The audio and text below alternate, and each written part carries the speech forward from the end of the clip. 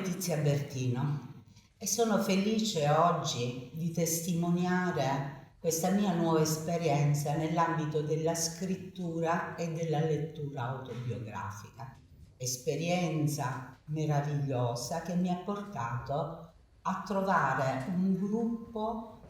in cui realizzare la passione e il desiderio del mio cuore.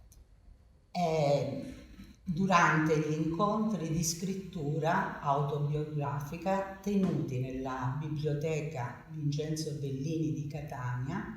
dall'organizzazione di volontariato Le Stelle in Tasca,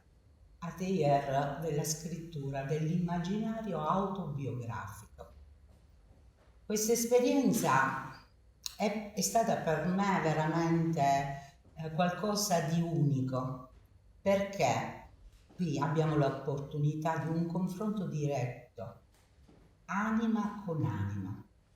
Ecco, il professore Orazio Maria Valastra ci ha incanalati in un percorso particolarmente significativo, ma non solo per dare adito e sfogo ai nostri pensieri, alle nostre scritture, che leggiamo insieme, in un ambiente veramente che definirei un ambiente amichevole, gentile, cordiale, di collaborazione, in cui possiamo esprimerci in maniera libera e soprattutto, se lo desideriamo, esprimere le nostre emozioni più profonde. Questo sicuramente per chi ha provato la scrittura autobiografica è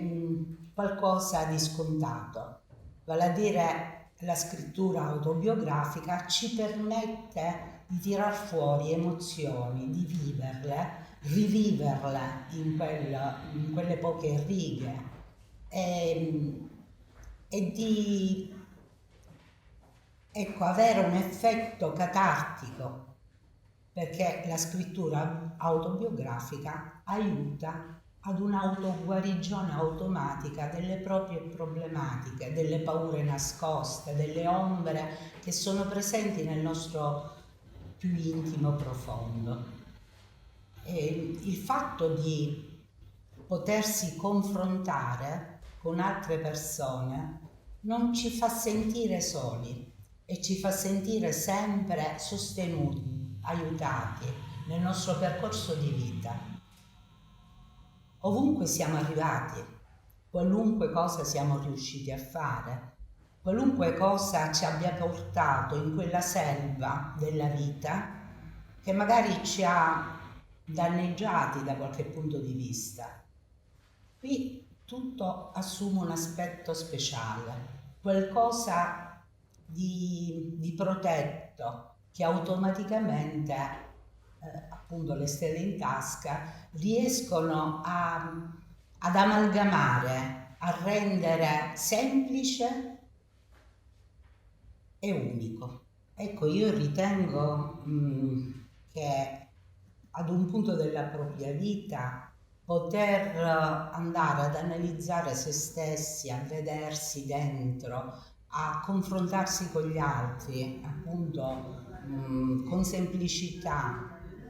dove non ti senti giudicato, dove puoi essere perfettamente libero, è una cosa bellissima. E in questo ambiente io invito chiunque voglia ad entrare a far parte di questa grande famiglia.